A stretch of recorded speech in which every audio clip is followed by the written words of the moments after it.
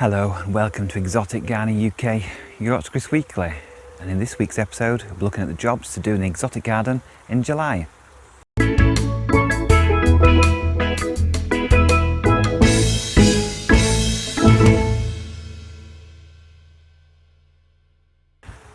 So in July now, and it's a wonderful, still quite close, warm Sunday morning in July here in Yorkshire, and the jobs for July could be very short because all the work we do throughout the rest of the year, getting plants through winter, starting them off again in spring, and now we're into summer, we can sit back and relax and pretty much do absolutely nothing in July, August and September. We can enjoy the fruits of our labour, we can go around the garden, see what's growing well, sit back and relax and just enjoy being outside in our exotic gardens basically. But there are things we can be doing as well in July, so we'll be going through those jobs in this week's episode. So I think the main job that most of us will be doing in July, other than enjoying our gardens, is actually watering it. Obviously it depends what style of plants you grow. So if you grow arid plants, then you probably don't need to water them at all, but if you grow big lush foliage plants like I do, or just general plants, you need to water them, especially if they're in pots and containers throughout summer. So that's the main job in July. So I employ a few different ways of watering. I have water butts that I use to dunk a watering can in and then quickly water the pots that way. That's the quickest way of doing that, and it's nice free rainwater. I'm on a water meter here, so I don't want to use absolutely copious loads of water. But I do have some mini sprinklers. So I have mini sprinklers on an irrigation system that I water the second half of the garden, various points in the garden where the water comes in, fed by different taps that I set up a few years ago. I've shown you that in previous videos, and they're going to set it off for 10-20 minutes at a time, just do specific areas, water it really well and thoroughly, and then I can just forget about it and don't have to go around with a hose pipe or with a watering can, and that really soaks in things like the colocasias and cannas and dahlias, and they love it. Got drip irrigation on the tree ferns as well, so that water's at the crown and it just drips over the trunk to keep them nice and moist, and I try to put them on every day for 5 or 10 minutes, something like that, just to get it nice and wet and keep that humidity around the plants as well. And I also have a hose pipe with a sprinkler on the end, which I aim at a bed, so not going on paths ideally, and that I can leave on for quite a long time if it covers a big area, and that waters these main beds around me, and that will be used mainly on evenings, sometimes on mornings if I've got the time, but mainly on the evenings to give it good thorough water, and then you sort of get wonderful lush foliage like this. Obviously depending on your soil will depend how much water you need to give. If you've got really good nutrient rich soil with lots of manure and humus in and clay based or loam, you don't need to water as much as if you've got really sandy or poor soil or chalky soil, which needs a lot more water to give the same effects of planting. So watering is the main job to do in July, but there are other things to do. What goes hand in hand with watering is feeding. So we've talked about different feeds in a previous video of how I feed all my plants. I'll do a link above to that and in the description below. But in July I like to add my big sort of nitrogen boost fertilizer across the beds.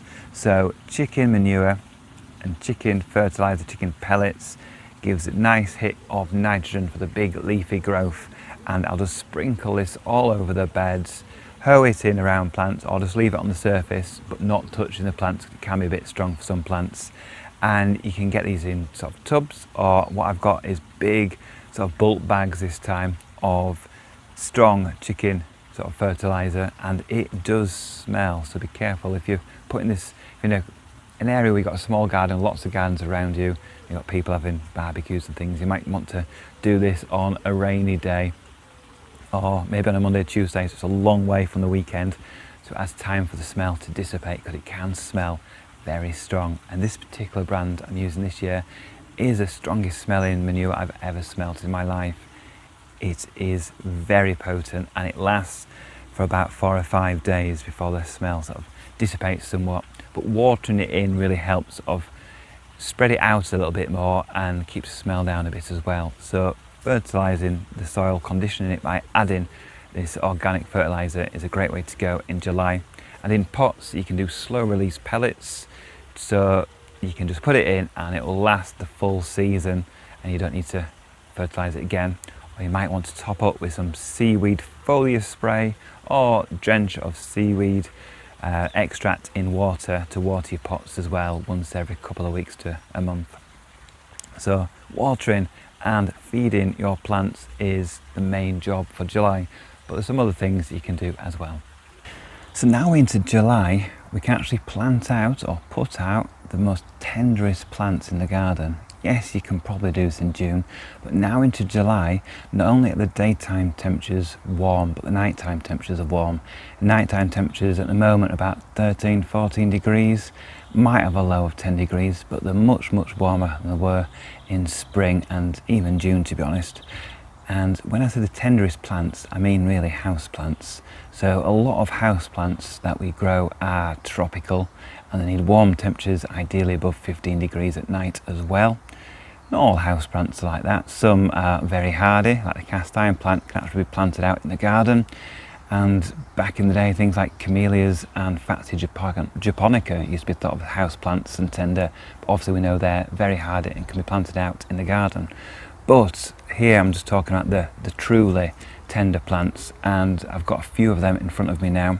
So they've not been grown as houseplants, these, but they're very tender, and these are the caladiums. So we've got these wonderful leaves. Look at that big variegation of reds, whites, pinks, and they come in a multitude of patterns like this as well. And this one's actually about to flower, and I've done a video of how to start these from tubers. They're very easy to do as long as you give them the right conditions to start them off. These were bought as tubers this spring and they had lots of leaves within 3 or 4 weeks, so very easy to grow once you know what to do with them. The funny things about caladiums though are, once we come to autumn, we've got to dry store them over winter warm. So it's a little bit different from a lot of other plants that we overwinter. But that's for another video. So these can be planted out now, and in the case of caladiums that want to be in shade or dappled shade, that don't want to be in full sun, and they need the nighttime temperatures to be warm really. So ideally over 15 degrees, but we'll get away with a bit lower than that. But that's why I wait until July before I put these in the garden. And it goes, like I said, for lots of other houseplants you might have. So anything from sort of the more tropical figs and crotons and things like that, you can put out in the garden. Peace lilies, they can go out as well. Obviously go through the hardening off process we've talked about in previous videos, and then you can enjoy these through July, August and September before they have to come back into the house after their brief holiday outside. So I'll be planting out a few of these in the shady parts of the garden to add that tropical zing. Got several varieties here, and I've also got a nice begonia as well, which will go in the shady conditions. And I've got a few more sort of tropical colocasias that I can plant out as well, and they'll quickly bulk out and make a good display within a matter of weeks.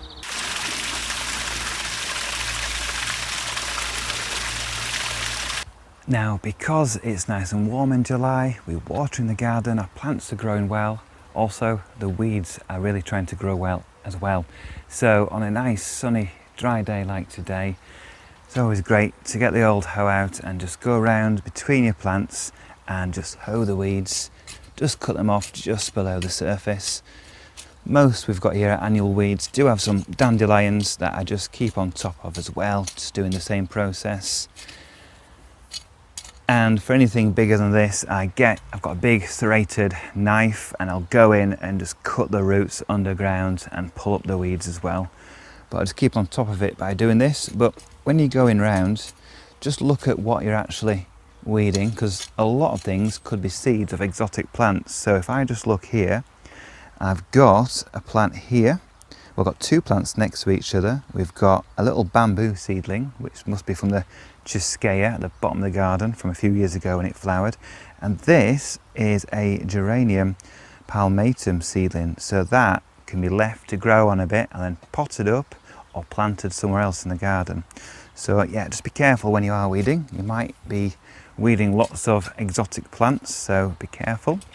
And here I've got a big group of seedlings. Now these could be weed seedlings, or these could be some seedlings from an old seed tray that I've just put out in the garden and have decided to germinate now. So I'll watch those and see what they turn into in the next few weeks and decide whether or not they're weeds or nice plants to plant around the garden.